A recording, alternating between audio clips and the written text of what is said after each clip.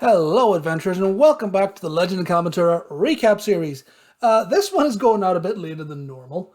Normally, I'm a bit more on on the go with these ones, but no, I've been off at work, so I haven't been at my laptop, and yeah, I kind of forget to do it. So apologies for that. Playing again Tuesday coming. Hopefully, this goes up on the same day. This is Friday at the moment. Playing on Tuesday. So this time round, we're recapping session 19, Fallen Angel. Picking up directly from the previous session where the party, the party had travelled into the ice picks, into the valley, and had a bit of an Achilles challenge the Hermit of the Ice Picks to a duel for ownership of the Blade of Storm's End, the sacred blade that Achilles has been on a quest to find. This the Hermit ended up actually being a Planetar, a fallen Planetar of Artur.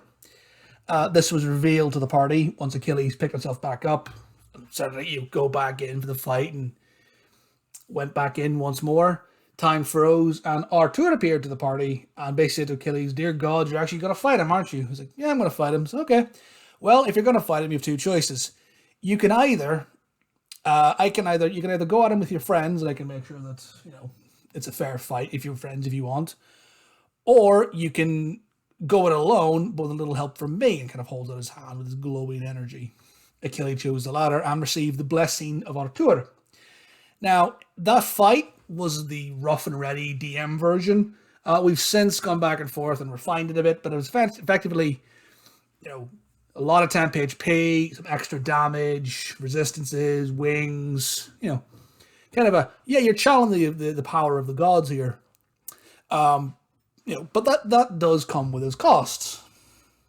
That being that mortals are not meant to channel such power, and it puts a massive toll on the body. So when you channel in this way, which I can't remember I think I said action or bonus. I actually can't remember which one it was to activate. Lasts for an hour, and you can drop it at any time within that hour, as you wish.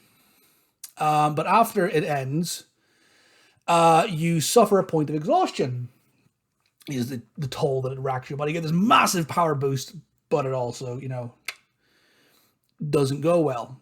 And then you roll a D100 to not die, basically. Because it puts such a massive toll on the body that there's a 5% chance that you can die instantly after channeling. If it's it's kind of like the divine intervention normally is like it's 2 weeks. I can't remember if it's 2 weeks or 10 days or what it is. You can only use it every so often. This you can use it as often as you like, but if you don't use it, if you use it again within a 10-day cooldown period, the DC increases by 5 every time. So if you use it every day. So if you used it every day for 10 days, there's a 50% chance by the end of it, you could instantly die. So that kind of balance, you're stupidly powerful, but you could also instantly die afterwards. That's my thoughts on it, but that's fun. Mild spoilers, Achilles rolled the DC, beat it, rolled exactly a 5, and is still alive. So I was like, yeah, beat it, you're fine. Fuck. So spoilers, Planetar fight went in Achilles' favor. I'll do the Achilles fight, and then there was the Yeti fight. They're kind of going on blow by blow. So I'll kind of go through it here as best as I'm relying on my notes here.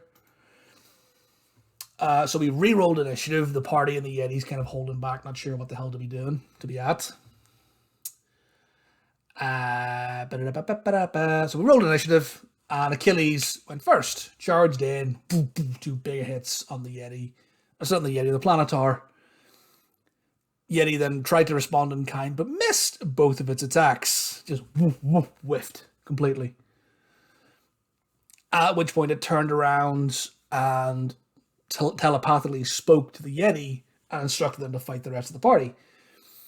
The party, which at this point was Soraya, Bjorn, and Lo, had been kind of holding actions. If anything happens, we're gonna, pop off and hit these guys. So the Yetis went first, used their reaction, kind of the order of things. That's how it works. So the Yetis popped off and launched a round of attacks against the party.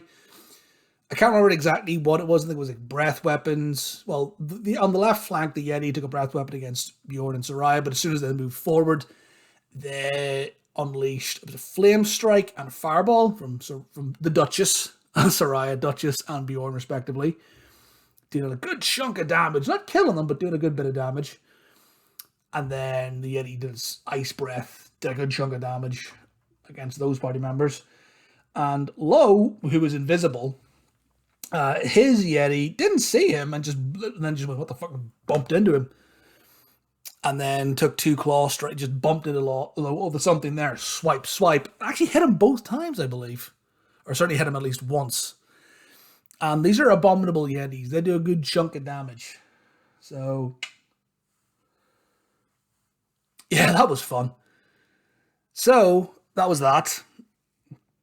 I think Lowe took the hits, and I believe there was I can't remember he took the damage and dropped his invisibility because it knocked his concentration. Just, sorry, okay, well, now you're no longer invisible. But that was the Yeti's turn. Oh, yes, what Lowe did on his turn was he fired his Uda Disruptor. A little homebrew weapon that I have that basically, I think it was prevents reactions from being taken. So I gave I can't remember how I rolled it, but it basically prevents reactions, and if they roll low enough, I think it was if they roll a 1 on the save for it, they're actually stunned for the round. It's a high piercing whistle, like, that disrupts this. And then we got into initiative proper. Okay, so I'm fully relying on my notes here. I can't remember. Normally I have a bit more flavor to these things, but I cannot remember what the fuck happened. So after that, there's a very brutal fight between Bjorn and the Duchess. Dispatched the Yeti and the Wolf on the left-hand side, on the left-hand flank. And then what Lowe was able to deal massive damage to the Yeti. His is kind of his thing. I ended up knocking it prone. I think it was like a thunderous smite, I believe it was. Basically knocked it, like he rolled stupid low, so like knocked 10 feet back and prone. I think it was over half health in one round of attacks. Pretty nasty. The Yeti then climbed back up in its turn and used its chilling gaze on Lowe. Lowe failed his save and was then paralyzed. The Yeti ran forward and 2 big old swings. And if they hit, you're paralyzed as an instant crit. So, yeah, I think Lowe went from effectively well, not full health because he'd already taken hits previous. He went from, I'm okay, to I think it was like 4 hit points. So, yeah, that was fun. Anyway. And then it was the Wolf's turn, jumped up at Lowe and just, dragged Lowe to the ground and he brought him down. So Lowe was then unconscious and bleeding out. And then back to Achilles and the Planetar. They both faced off, each doing huge damage to each other. The Planetar did big damage to Achilles and then went to back off. And Achilles then went in. Could see the Planetar was doing, wasn't great, and went in for the killing blow and rolled a 1 and a 2, which just completely missed. And then took his dueling stance and went, okay, fine, let's do this. Planetar tried to swing, missed, held its ground, resigned to its fate, something along the lines of, okay, then just finish it. Then, after that, Bjorn and Duchess rush over to Lowe's aid. Bjorn grievously wounded but didn't kill the Wolf. 2 massive hammer blows. And then was able to, because he's now a sorcerer. He was originally a paladin wizard. He's now a paladin sorcerer. I can't remember the flavor of sorcerer, so I'm not going to speak out of turn, but he's now a sorcerer. Little thing we had with that. And used twin-spelled command for the Yeti and the Wolf to grovel. And they both failed their saving throws by a bit. Wasn't like a 1 and a 2, but it was like, no, what's your DC? It's this. So, yeah, they fail. On their turn, they have to grovel. So it was Bjorn and then the Duchess who ran over. Use Channel Divinity to restore Low to, I think it was half hit point. It's either up to 50, it's either 55 hit points or half of their max HP, whichever is lower, I believe. Which in Low's case, he's 109 hit points, so he's the tough feat, so he's a beast. But yeah, did that. And then bonus action, spiritual weapon, and bopped the wolf on the head and took it out. Low then stood up, after dicing with death. I think he did. I can't remember if he succeeded or failed his death save. But it was then the abominable Yeti's turn, who spent their action groveling, because that's all they can do. Who's now then prone before Low, who then gets up, stabs it to death, and goes, fuck you. And then at this point, in the arena, Achilles drops his blessing and delivers the final but not lethal blow. Specifically said, I don't want to be a lethal blow. I want this to be I've grievously wounded him, but he's unconscious, not dead. So, was able to do that. Can't remember what he said. Something along the lines of pulled him in close and says, how good is it that you are? So how good is it that you are not lost? You're lost but not forsaken. Something along those lines. I can't remember exactly what he said, but it was quite poignant. And then the Planetar then fell back unconscious, dropping its great sword, which then transformed back into the blade that Achilles recognized from his youth, the blade of Storm's End. Achilles would then pick it up, and Artur at this point reappeared, spoke to the party, said that was an amazing fight.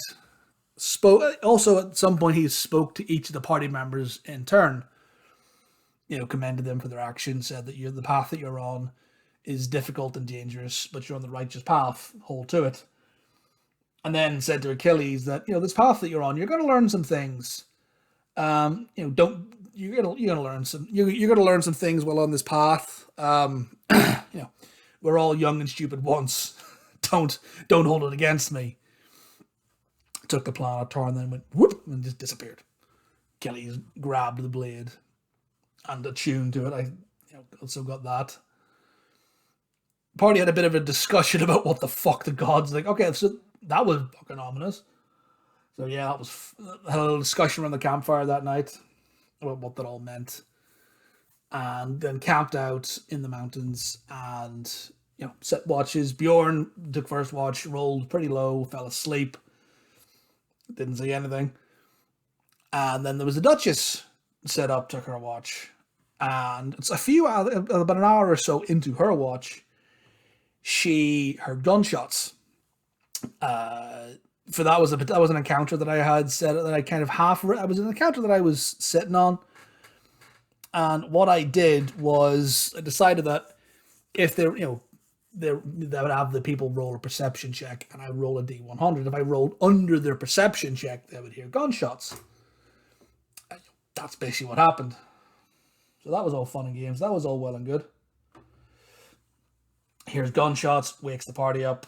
Low goes super sneaky, goes off into the next valley and has a lucky Lou, and is gone for a bit, and eventually gets close enough that he can to the gunshots with some good survival perception checks that he can hear the gunshots getting louder, but he can also hear shouts, commands, shouts, cries of alarm.